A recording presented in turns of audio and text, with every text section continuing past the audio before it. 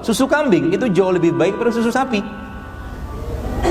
Ya, susu kambing itu relatif lebih basah daripada susu sapi. Susu sapi itu asam. Ya, makanya anak-anak yang terlalu banyak mengkonsumsi susu formula, ya, akan banyak gangguan pencernaan, termasuk salah satunya adalah sering banget gatal-gatal atau mungkin gangguan perut atau pencernaan seperti itu. Kalau terlalu sering makan atau minum susu formula.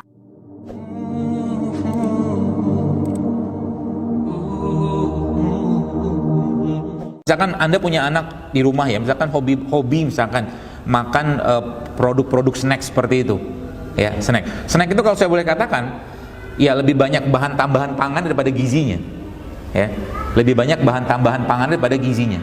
Ujung-ujungnya karena tadi si anak tadi makan bahan tambahan pangan itu seperti micin, seperti itu namanya BTP. Itu bisa bikin kecanduan mirip dengan orang narkoba. Makanya tidak heran orang yang biasa makan mie instan, makan makanan snack-snack yang penuh dengan apa tadi, micin-micin tadi, itu bisa dipastikan dia akan minta terus kayak orang ketagihan, kayak orang narkoba, Pak, Bu. Jadi hati-hati, ya.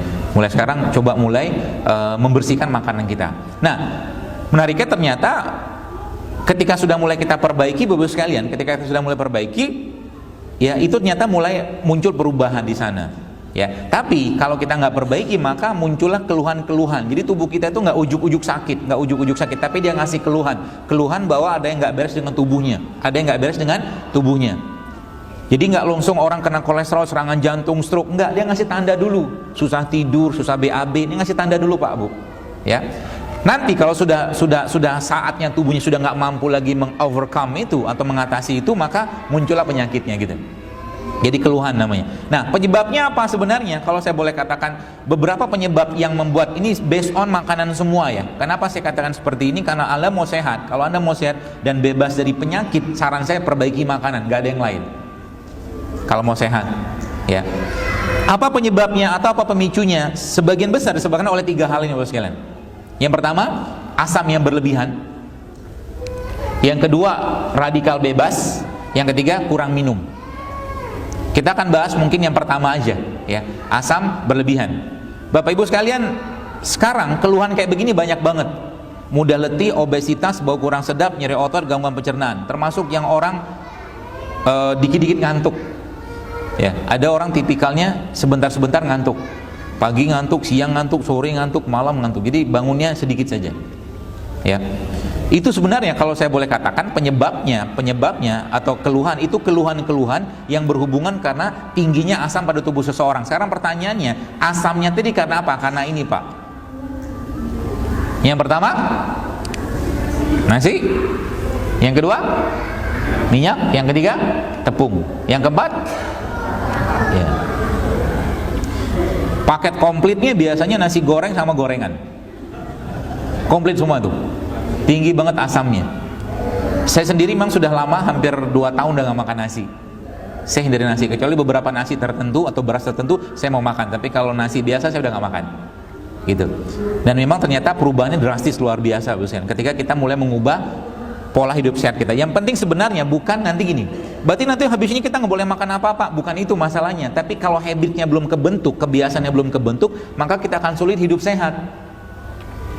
Ya, contohnya logikanya gini lah. Misalkan ada di situ Anda disuguhin misalkan pisang rebus sama pisang goreng. Dua-duanya enak sebenarnya, ya. Tapi sebenarnya kalau mau lebih enak lagi dan sehat, Anda pilihnya pisang rebus. Ini makanya saya katakan habits. Habits itu harus kita bentuk, harus dipaksain. Kalau nggak dipaksain, sulit. Saya suka makan kambing, ya. Karena kambing pun adalah salah satu hewan yang disebutkan, Nabi SAW sebutkan bahwa kambing itu banyak kali faedahnya. Jadi orang-orang yang makan kambing itu nanti katanya, ini entah hadis apa bukan saya lupa, tapi katanya orang-orang yang makan kambing itu punya hati yang lembut katanya, wajahnya menyenangkan seperti kambing. Kambing itu kan kalau Anda lihat kan lucu gitu, ya, kayak jenggot gitu kan, terus ngembek itu. Coba lihat kambing, apalagi anak-anak kambing, ya, lucu, ya. Nah, kambing itu tapi jadi masalah. Kambing itu menjadi salah satu hewan yang paling sering dikambing hitamkan. Ya, banyak sekali orang bunuh, jangan makan kambing, nanti bikin kolesterol, darah tinggi segala macam. Bukan salah kambingnya, ya. Nabi SAW sangat suka makan daging kambing. Nah, kalau kita ini kan, bukan kita sih, bukan Anda lah, orang di luar sana mungkin. Sepertinya Anda sehat-sehat, tampak sehat. Kalau lihat dari kan WHO itu bagi 3, orang sehat, tampak sehat, sama orang sakit. Kalau Anda ini kayak kategorinya kayaknya tampak sehat. Tampak sehat. Ya. Kalau sehat benar, alhamdulillah, semoga sehat semua. Ya baik. Jadi Bapak Ibu kalau Anda lihat di beberapa literatur, sebenarnya daging kambing ini justru malah lebih baik daripada daging sapi.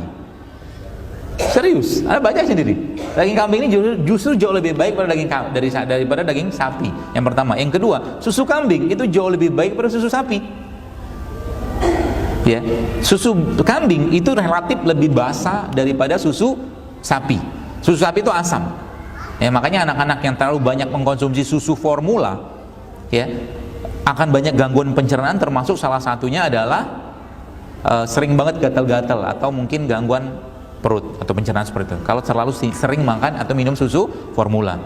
Diganti dengan apa? Kalau saya sarankan sih ganti dengan susu kambing. Ya. Kalau saya boleh sarankan seperti itu. Jadi inilah yang kita konsumsi tiap hari. Jadi pagi, siang, malam yang dimakan asam semua. Dan kalau dibiarkan terus-menerus Bapak sekalian, ya, kalau dibiarkan terus-menerus, maka akan banyak masalah. Masalah yang tadi nih, yang tadi saya jelaskan tadi. Keluhan-keluhan ini. Langsung sakit nggak? Nggak langsung sakit. Tapi tanda-tanda ini kalau dibiarkan lama-lama, kalau nauzubillah min dzalik, kalau saya boleh katakan, memang bisa bahkan memicu terjadinya kanker. Jadi kalau orang asamnya terlalu berlebihan pada tubuhnya, maka bisa memicu kanker. Tanda orang asam apa? Gampang sekali sebenarnya kalau melihatnya. Lihat aja air seninya atau air kencingnya. Kalau air kencingnya sedikit, yang pertama, dan air kencing yang berwarna kuning, kalau terlalu pekat kuningnya, itu asam.